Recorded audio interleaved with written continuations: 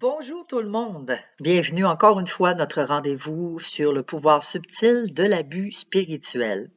Alors, si vous vous souvenez bien, la dernière vidéo, je vous avais dit que le sujet qu'on traiterait dans cette vidéo-ci était de filtrer le moucheron et d'avaler le chameau.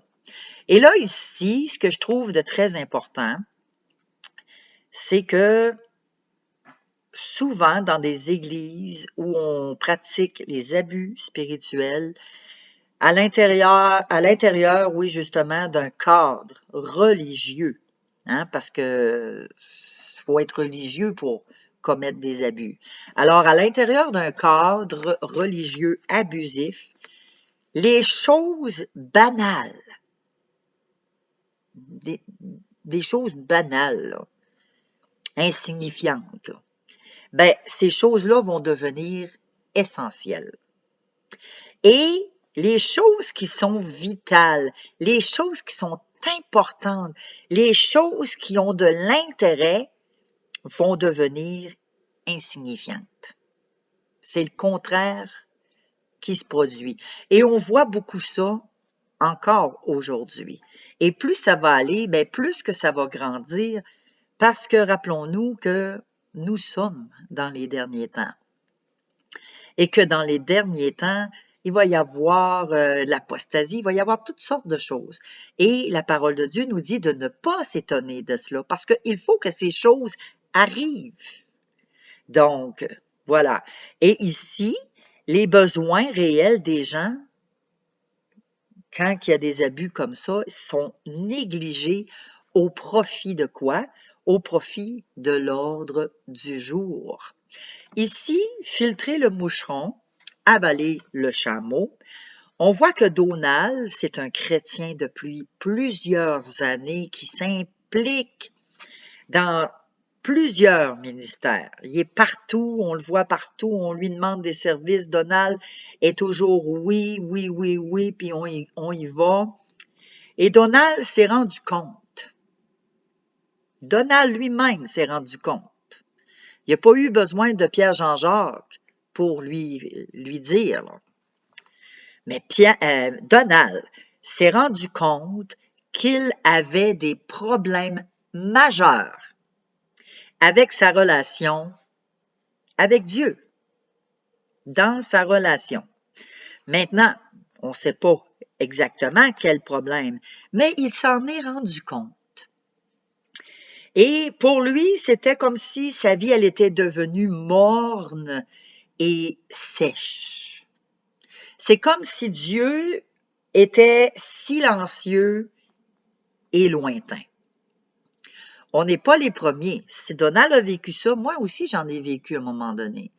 Des temps où on appelle ça des déserts, hein, qu'on n'entend pas la voix de Dieu ou qu'on pense que Dieu est loin de nous, etc., puis que Dieu est silencieux. Fait que Donald n'est pas le premier à le vivre et je suis certaine que vous aussi, vous l'avez vécu, tout ça, ces choses-là. Par conséquent, étant donné que là, Donald s'est rendu compte que, écoute, moi j'ai des problèmes, là. Ma relation avec Dieu, là, j'ai un problème majeur parce que je veux le régler. Je veux avoir du soutien, je veux comprendre qu'est-ce qui se passe dans ma vie. Et là, il va chercher toutes sortes de solutions. Il va chercher partout et ça le conduit à une des conférences qu'il donnait dans une église à ce moment-là.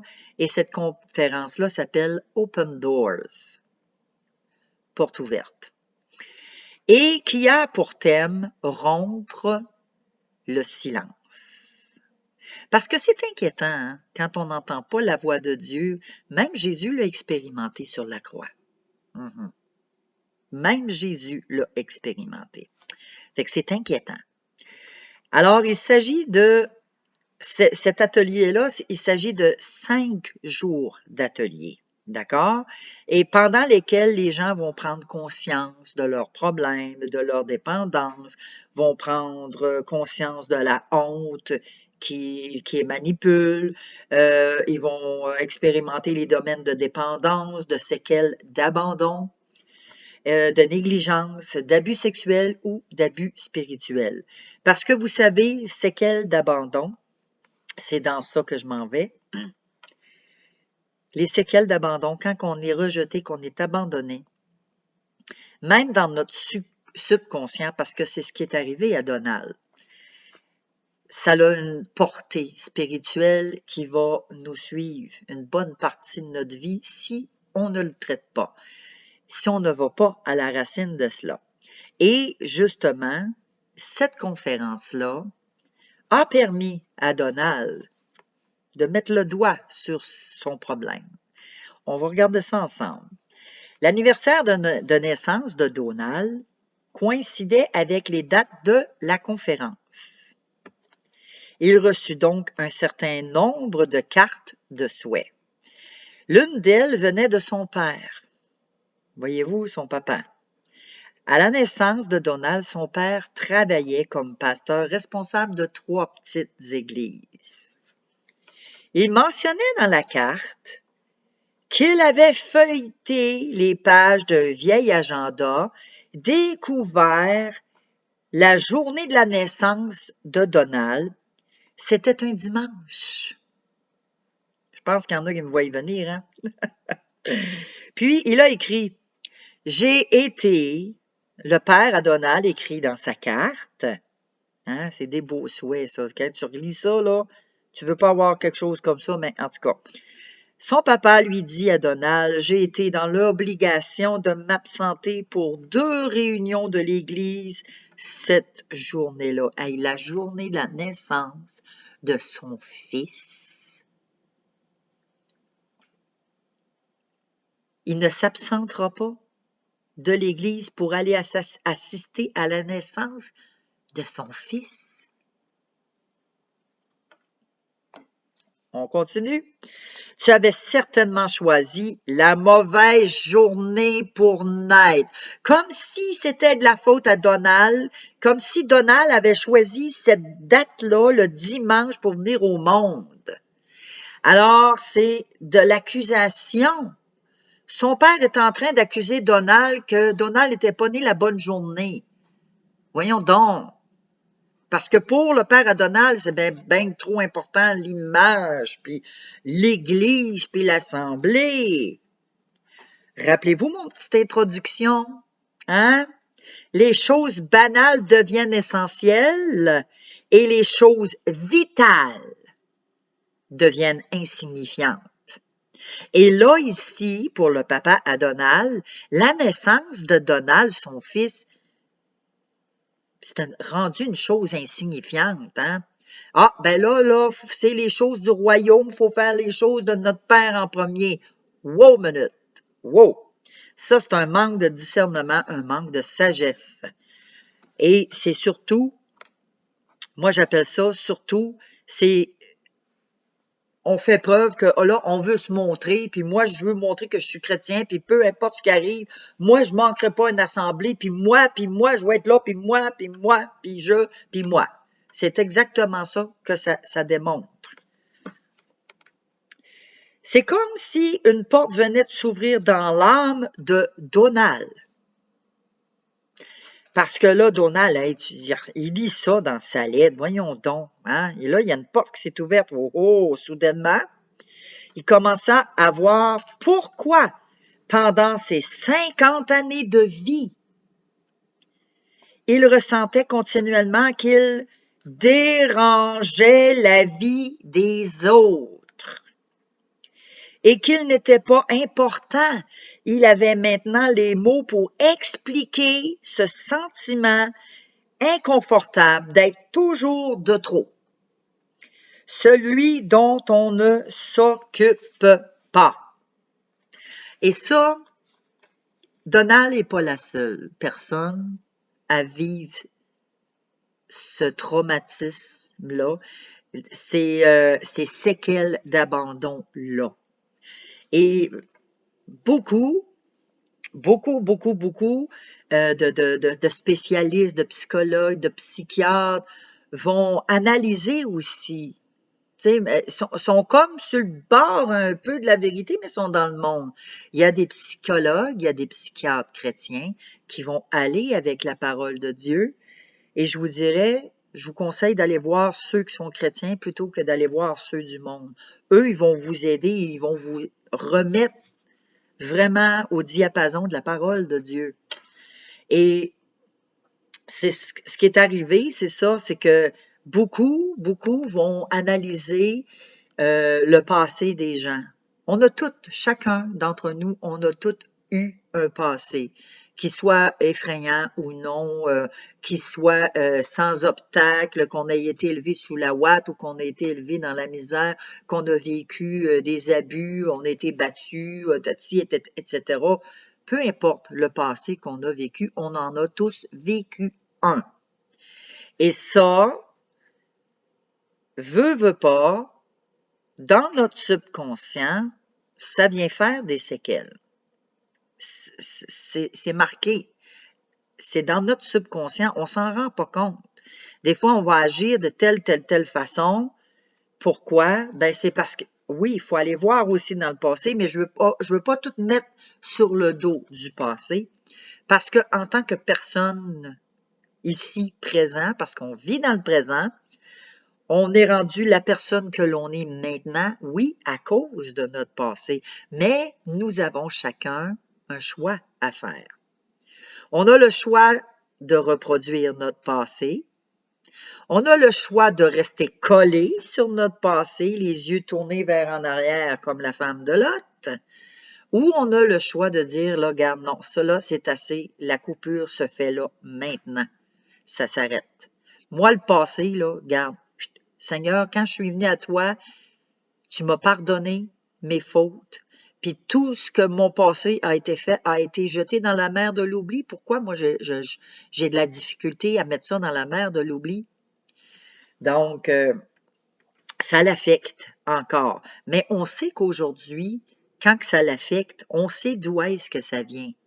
Les gens vont dire, c'est à cause de telle personne, c'est à cause, mais on sait qui est derrière, et c'est l'esprit de Satan. Ces démons qui sont là et qui viennent et qui vont nous souffleter des choses ou qui vont nous garder captifs. Beaucoup de personnes vont dire, moi, jamais je vais lui pardonner, jamais je vais faire ci, non, jamais. Mais quand on dit ça, on se lance des sorts à nous. On se lance des malédictions sur nous et sur notre descendance aussi. Donc, pour revenir à notre histoire ici, il avait une tristesse tellement profonde. Il était en colère. Il était envahi quand il réalisa ce que voulait dire occuper la seconde place après le ministère. Parce que souvent, oui, c'est Dieu qui est en premier. Dieu. Ensuite, c'est mon mari. Puis après, c'est mes enfants. Et après, c'est le ministère. Et c'est dans cet ordre-là, parce que la parole de Dieu dit que si un homme n'est pas capable de tenir sa maison, il ne peut pas tenir un ministère. Donc, c'est vraiment dans cet ordre-là. Et la plupart des gens vont inverser. L'inversion des valeurs spirituelles. Et pour lui, là, pour moi, c'est bien plus important d'être à l'église, puis de faire mon sermon, puis ma prédication, c'est bien plus important nourrir mon troupeau que d'aller assister à la naissance de mon propre fils. C'est ce qui est arrivé à Donald, le père à Donald. Le père de Donald souffrait de ce que l'on pourrait désigner comme une inversion des valeurs. Il accordait davantage d'importance au fait de diriger un temps de louange à Dieu dans l'Église qu'à recevoir de la main du Créateur un miracle vivant en chair et en os. la vie en tant que telle. Un enfant qui vient au monde, c'est un miracle de Dieu. C'est un cadeau de Dieu. Et cet homme-là a préféré louer Dieu dans son Église, diriger la louange plutôt que de recevoir le cadeau de vie en chair et en os. Ça, j'appelle ça servir Dieu dans sa chair. Moi, puis moi je préfère, puis moi je veux, puis moi je veux, moi je. Quand il y a beaucoup de personnes qui parlent de moi puis je, là, c'est parce qu'ils sont encore énormément dans la chair. Quand on est en Christ, qu'on écoute le Saint-Esprit de Dieu, le je puis le moi, il se tasse. Parce que c'est Jésus-Christ qui doit venir prendre la première place. Et quand on est vraiment en Christ et qu'on écoute l'Esprit de Dieu, qu'on est à son écoute et qu'on lui obéit, si cet homme-là avait été à l'écoute du Saint-Esprit, s'il avait été, hein, mais il n'a pas été, il a écouté sa chair parce que lui, ça le glorifiait. Ça lui faisait du bien de diriger la louange, puis ça le remplissait, hein? On entend ça, hein? Moi, ça me remplit la louange. Non. La louange, c'est pas supposé nous remplir. La louange, c'est pour le louer lui, l'honorer, l'exalter, le glorifier. La louange, c'est pour Dieu. C'est pas pour nous apporter quelque chose. Je pourrais vous en parler en masse de la louange, là, mais c'est pas ça le sujet aujourd'hui. Donc, ici, c'est ça. Plutôt que de recevoir de la main du Créateur un miracle vivant en chair et en os, un rituel, une réunion était plus important qu'une nouvelle vie, que la vie elle-même. La souffrance de Donald provenait du fait qu'un pasteur avait essayé de combler sa vie et ses besoins au mauvais endroit. Il y en a beaucoup encore aujourd'hui. Et malheureusement, c'est ça. On n'est pas capable d'avoir le bon discernement parce qu'on n'écoute pas, puis d'avoir les bonnes valeurs aux bonnes places. Excusez, oui, c'est important d'aller à l'église. Oui, c'est important. Il faut pas négliger son assemblée. Attends un peu, là, négliger son assemblée. Quand tu as quelque chose de bien important comme ça, exemple, ça, c'est une vie qui vient au monde. T'es à l'église, puis t'as quelqu'un qui va rentrer en urgence à l'hôpital. Tu laisseras pas ton église pour aller soutenir un membre de ta famille à l'hôpital? Est où l'importance là-dedans? Bien plus c'est important d'aller soutenir quelqu'un de ta famille, de l'encourager, parce que tu sais même pas, tu leur verras peut-être même pas cette personne-là. Elle va mourir pendant que toi, je loue l'Éternel à l'église parce que je suis chrétien, je suis pasteur, je suis diacre, je suis quelqu'un d'important dans l'église. Faut que je montre l'exemple. Commence premièrement à montrer exemple en étant présent auprès des gens qui sont importants dans ta vie. Mets les priorités aux bonnes places. Il y a des choses, oui, que c'est plus important. Il y a des choses qu'on ne peut pas vraiment, mais quand on écoute le Saint-Esprit, ben, il faut user de sagesse aussi et de discernement. Premièrement, plusieurs anciens de cette Église étaient au courant du comportement du pasteur. Non pas complètement, mais suffisamment pour le soupçonner. Deuxièmement, un choix conscient avait été fait de garder cette situation sous silence en espérant que le temps arrangerait les choses.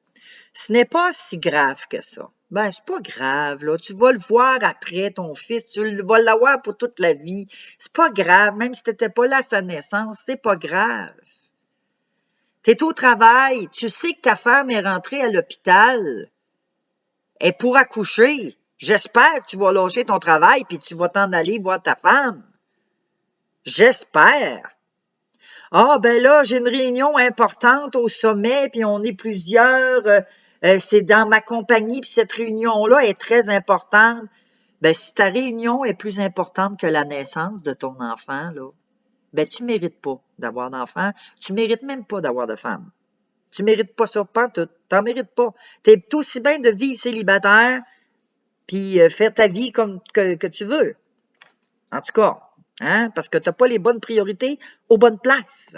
Même si ta réunion est très importante, puis garde une réunion, ça se remet. Mais un accouchement, ça ne se remet pas. OK? Je m'excuse, mais ça m'emporte parce que je trouve ça tellement complètement ridicule de faire passer Dieu en toute chose, sur tout point, quand que Dieu nous demande d'avoir le discernement et la sagesse. C'est bien beau, Dieu, là. Oui, c'est Dieu en premier, oui. Mais Dieu nous donne des obligations. On a le libre choix. Nous sommes libres de choisir qu'est-ce qui est plus important à nos yeux. Hein? Quand tu es rendu que tu refuses le cadeau de Dieu, un cadeau vivant de Dieu, là, parce que toi, tu as choisi que tu voulais le louer, là, ben, ça marche pas, là. Ça fonctionne pas. Alors ici, ce n'est pas si grave que ça.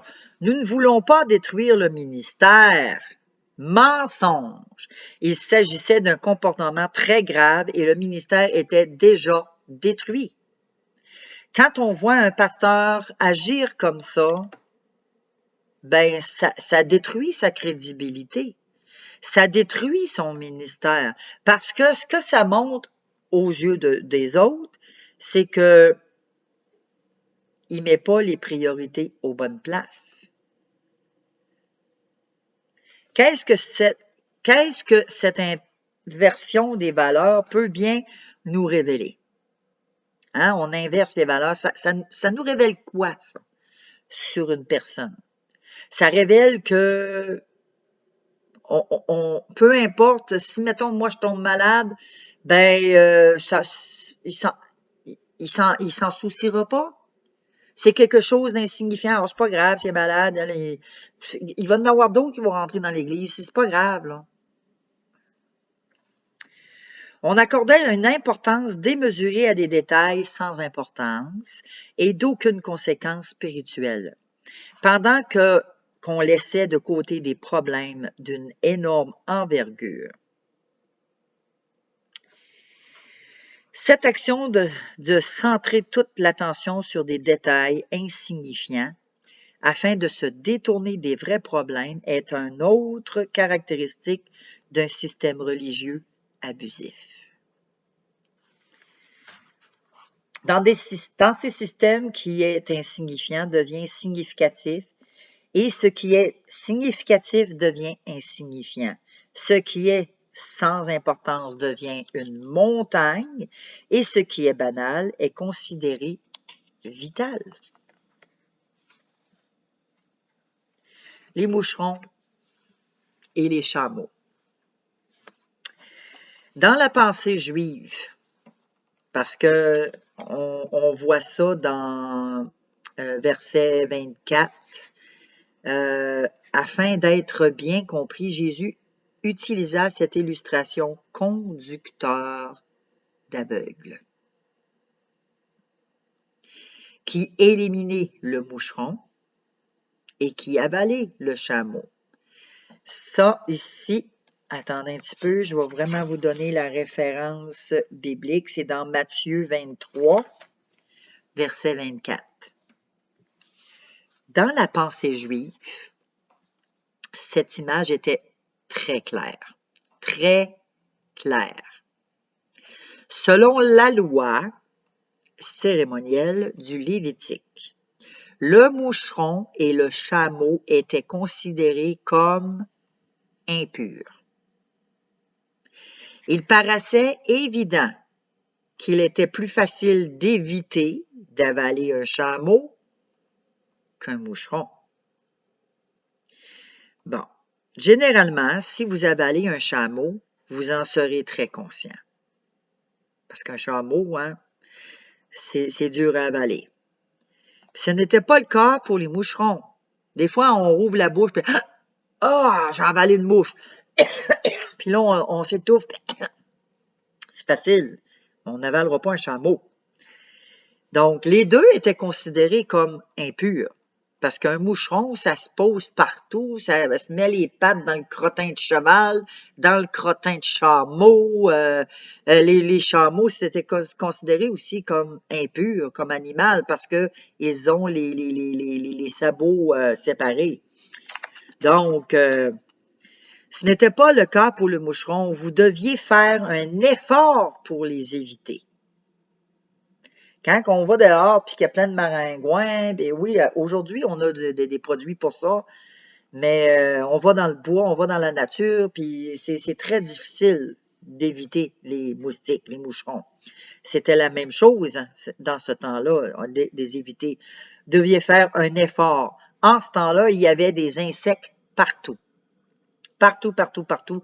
Par exemple, lorsqu'on fabriquait le vin, il n'existait aucun système de réfrigération ou de filtration dans ce temps-là. Là. Alors, on écrasait le vin avec les pieds, là, les raisins. Et on écrasait les grappes, c'est ça, avec les pieds. Un assez grand nombre de petits intrus impurs, les moucherons, réussissaient à se glisser dans le vin. Prétendant toujours éviter la moindre intrusion d'impureté, les pharisiens aspiraient leur vin à travers leurs dents. Puis là, les moucherons restaient tout ici, là. On va les aspirer, puis les moucherons se ramassaient là. Le dent, c'était un filtre. Il me semble de voir la bouche quand il riait, plein de bouche. Oh là là. Alors, ils aspiraient avec leurs dents pour ensuite retirer les moucherons avec leurs doigts. Hein? Les paroles de Jésus étaient faciles à comprendre quand il parlait. Vous dépensez une énorme quantité d'énergie à vous concentrer sur ce qui n'a aucune importance. La dîme, de la nette, de la menthe, du cumin. Et vous avalez des chameaux. Les chameaux, là, ça représente l'immoralité, l'injustice, mensonge, hypocrisie. Ça représente. Le chameau, là, c'est ça. C'est ce que ça représente. Vos valeurs spirituelles sont interverties. Qu'est-ce que ça signifie pour nous autres? Aujourd'hui, en 2023, nous avons vu à maintes reprises que cette inversion des valeurs spirituelles accourt dans les églises modernes. On voit ça partout. Les États-Unis, même ici, là, c'est rendu ici au Canada parce que les États détiennent sur le Canada. On en voit plusieurs. Le monde est rentré dans l'Église. Ça commence par le stage en avant, hein, la louange. Ça commence par là. Puis ça descend avec la prédication. On en voit là, des faux prophètes, des faux prédicateurs. On en voit. Fait que ça dégringole. Donc, ici, plusieurs d'entre nous avons grandi dans des milieux où l'on enseignait « Ne laissez jamais une coupe de vin toucher vos lèvres ». Il ne faut pas jouer aux cartes, même pas aux jeux de patience. Il ne faut pas danser, ne pas aller au cinéma, ne pas fumer. Le fait d'éviter certaines choses peut être très bon en soi, mais qu'en est-il de ces gens qui sont si propres extérieurement, sont remplis d'amertume, de colère et de malice à l'intérieur? Et c'est pour ça qu'il disait « conducteur aveugle ». Vous êtes des conducteurs aveugles. Vous êtes aveugles puis vous conduisez mon peuple. Des conducteurs, vous êtes conducteurs aveugles parce que vous ne vous voyez pas en dedans comment est-ce qu'on est pourri en dedans. Dans l'église où David a grandi, il portait une attention toute particulière aux activités extérieures en prenant bien soin de filtrer les passe-temps aussi diaboliques que les quilles. Ici, David s'est souvent demandé pourquoi jouer aux quilles était si diabolique. Qu'est-ce qu'il y a de diabolique à tirer une boule au bout d'un allée puis faire un abat, abattre les quilles? Qu'est-ce qu'il y a de si diabolique que cela? OK? Tandis qu'agir comme une vieille chipie était acceptable. Si un homme portait les cheveux longs, on voyait là un signe de sa damnation aux enfers. Hein? Ça, on en a vu, là. Écoutez, il y a des hommes sûrement qui écoutent ça. Ceux qui avaient les cheveux longs, entre autres, euh, Jean-Michel, en tout cas, il vit en France. Je l'ai dans mes contacts. Et lui, autrefois, avait les cheveux longs. Puis les années Peace and Love, sûrement qu'il a vécu ce genre de commentaires-là que je nomme maintenant. Si un homme portait les cheveux longs, on voyait là un signe de sa damnation aux enfers. Mais le commérage malicieux était sans importance. Hein? As-tu vu, les cheveux longs, lui, t'as-tu vu? Ah, il y a des tatouages, t'as-tu vu? Il y a des tatouages, même jusqu'ici d'en face. Ah, lui, là, il est donné. Hein? Ça va être justifiable, ça, ce que je viens de faire là?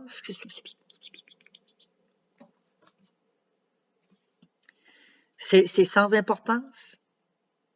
Ça a autant d'importance. Autant. En d'autres mots, nous tenions comme sacrés tous nos comportements religieux, mais même les plus ridicules.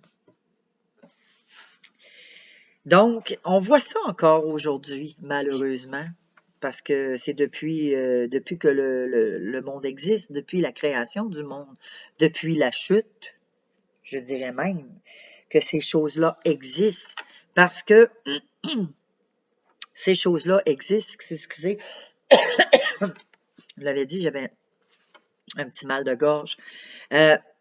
Ces choses-là existent parce que on a laissé Satan. Oui, c'est Adam et Ève. Il y en a beaucoup qui rejettent la faute sur Ève, mais Adam, il n'est pas mieux. Adam, là, il n'y avait rien qu'à se mettre debout, à se tenir debout comme un homme, comme quelqu'un en autorité sur sa femme, puis dire non, toi, tu as mangé du fruit défendu, moi, j'en mangerai pas. Il s'est laissé séduire, fait qu'il n'est pas mieux que la femme. Fait qu'on va arrêter de dire que toute la faute est sur la femme. Là. L'homme avait rien qu'à mettre ses culottes, même s'il n'y en avait pas dans le temps qu'il était tout nu. Bon. Mais en tout cas, alors ici, obéir aux lois du pays. Il y avait une liste contemporaine, la musique diabolique et tout ça, mais moi, je me rentrerai pas là-dedans parce que on sait que la musique diabolique, c'est rentré dans les églises aujourd'hui. Le monde est rentré dans les églises. On fait de la musique à mode, on va être super, on va attirer le monde par la musique, puis hey, ça va ouvrir les cœurs, puis Dieu n'a pas besoin de ça. Dieu n'a pas besoin de ce genre de musique-là pour toucher les cœurs. Dieu va prendre quelqu'un qui est futile, quelqu'un qui est sans intérêt, quelqu'un qui n'a pas aucune autorité, qui n'a pas aucun titre. Dieu va prendre quelqu'un d'insignifiant aux yeux des gens en autorité. Dieu va plutôt prendre quelqu'un d'insignifiant aux yeux d'eux autres, mais que Dieu voit le potentiel, puis que Dieu voit que c'est un bon serviteur, il voit son cœur. Dieu va utiliser quelqu'un comme ça pour amener le monde, amener les gens à se repentir, amener les gens à se tourner vers Dieu. Puis Dieu va prendre ce genre de personnes-là qui ont un cœur véritable pour servir Dieu. Et que justement, ces personnes-là insignifiantes, là, selon les dires de certaines personnes, ils ne prennent pas la gloire pour eux autres mêmes.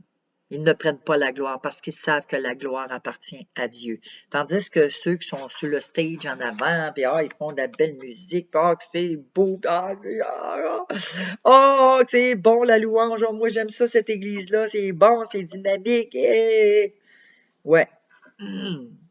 Ouais. Donc, ici, l'histoire qui suit peut vous sembler absolument ridicule, mais il s'agit d'un fait véridique. Un dirigeant chrétien qui ne dépassait jamais la vitesse de 90 km/h lorsqu'il conduisait son véhicule. Tout le monde le savait parce que c'est lui qui l'avait dit. « Ah, moi, je conduis puis je dépasse pas. » Pour lui, il s'agissait d'une question spirituelle, car il obéissait aux décrets bibliques, nous demandant de nous soumettre à toute autorité, incluant le gouvernement civil. Mais attention à qui qu'on se soumet, là. Il s'irritait contre les chrétiens sans loi qui dépassaient les limites de vitesse. Il était de mauvais témoignages. Ceux qui dépassent la limite sont des mauvais témoignages. Mais voilà où était le problème. Ce même dirigeant, couchait avec la femme de son meilleur ami. Ouais. Il brisait non seulement la loi de Dieu, mais aussi la loi de l'amitié qui existe même chez les non-croyants. Il était capable de voir le problème des autres, mais il ne voyait pas son problème, puis il vivait caché. Fait que, ni vu ni connu. Tout compte fait, la spiritualité abusive est plus intéressée à défendre ses doctrines. Vont défendre les opinions spirituelles, les mentalités, les manières de percevoir Dieu. Parce que tout le monde peut percevoir Dieu à leur façon. Tout le monde. Fait que c'est pour ça que ça prend du discernement, puis ça prend vraiment une écoute attentive de ce que l'Esprit de Dieu nous demande de faire. Bon, alors lui, c'est ça. C'était des opinions, puis tout ça. Elle ne s'intéressait pas aux réalités sur lesquelles sont fondées les relations que Dieu désire établir. Dieu désire communiquer gratuitement sa grâce pour que chaque individu devienne une source jaillissante de bénédictions. Des bénédictions spirituelles, pas des bénédictions matérielles, spirituelles. Il est intéressé à ce que les hommes et les femmes découvrent la bonne manière d'entrer en relation avec lui. Intéressé à devenir leur source de vie. Ça, c'est libre à chacun. C'est chacun qui est libre de développer sa relation avec Dieu, d'avoir une communion interactive, interagir avec Dieu. On parle aussi des danses chrétiennes. Il y en a qui vont danser, qui vont faire des danses, qui vont brasser des tableaux, des drapeaux. Il réalisa que la Bible était, dans un certain sens, une idole de son père. En d'autres mots, son père trouvait son estime et son acceptation en prêchant la parole de Dieu plutôt que de la recevoir de Dieu comme un don gratuit. Ici, le récit de la vie de Donald, celui dont la naissance avait été une interruption du ministère de son père. Bon, Donald avait cru pendant toute sa vie que les institutions étaient plus importantes que les gens. Alors ici, David et son épouse, David, l'auteur du livre, a été invité à une soirée de danse folklorique organisée en l'honneur de Donald. Au bas de l'invitation se trouvait une petite note écrite par l'épouse de Donald et qui disait « Il y a toute une histoire derrière l'organisation de cette soirée. Nous vous en parlerons sur les lieux. Voici l'histoire telle qu'elle nous a été racontée. » Je vous raconte l'histoire et puis après ça, on va terminer là-dessus. D'accord? Après que Donald eut réalisé qu'il avait été rejeté à cause du ministère, il commença à expérimenter un processus de restauration. Il rencontra régulièrement un conseiller chrétien afin de remédier à la colère et aux blessures de son enfance et d'expérimenter une nouvelle amitié avec Dieu. Un jour où Donald et son conseiller discutaient de son aversion complète à l'égard de la lecture de la Bible, il réalisa que la Bible était, dans un certain sens, une idole de son père. Son père, son idole, c'est sa Bible. Son père trouvait son estime et son acceptation en prêchant la parole de Dieu plutôt que de la recevoir de Dieu comme un don gratuit. Pardon.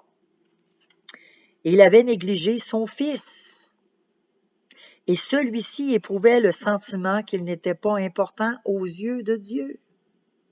C'est ainsi que Donald avait développé ce ressentiment. « Que devrais-je faire? » demanda-t-il à son conseiller. « Que faisons-on avec les idoles dans l'Ancien Testament? » Qu'est-ce qu'on faisait avec les idoles dans l'Ancien Testament? On les brûlait, on les jetait, on les détruisait, répondit Donald après un moment d'hésitation. Alors, répliqua le conseiller. Je sais que cela va choquer plusieurs chrétiens, mais Donald brûla ses Bibles.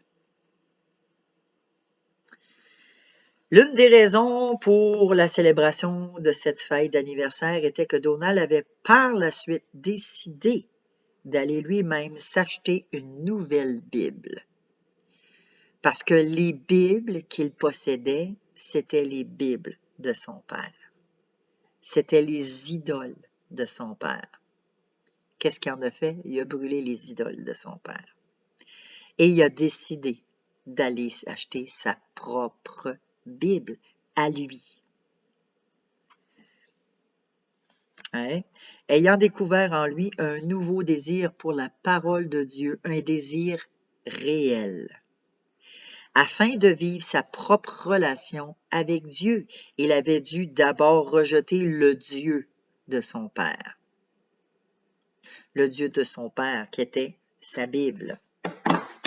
Moi, voyez-vous ici, j'ai celle-là, mais j'en ai 5, 6 Bibles dans la maison.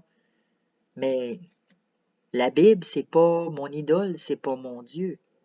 C'est mon guide, oui, mais c'est pas mon Dieu. C'est mon guide spirituel, avec l'aide du Saint-Esprit. Et ça, Donald, suite à cette expérience, Donald avait travaillé pour un groupe d'aide pour les enfants de pasteurs et de missionnaires ayant été abusés ou négligés au nom de Dieu. Quelques jours avant son anniversaire, une femme de ce groupe lui avait fait parvenir un poème intitulé « Dieu a dansé ». C'est comme si le Saint-Esprit avait utilisé ce poème pour dire à Donald « Dieu a dansé au jour de ta naissance ». Tu sais, tantôt, je parlais des danses, des drapeaux, puis tout ça. Dieu a dansé au jour de ta naissance.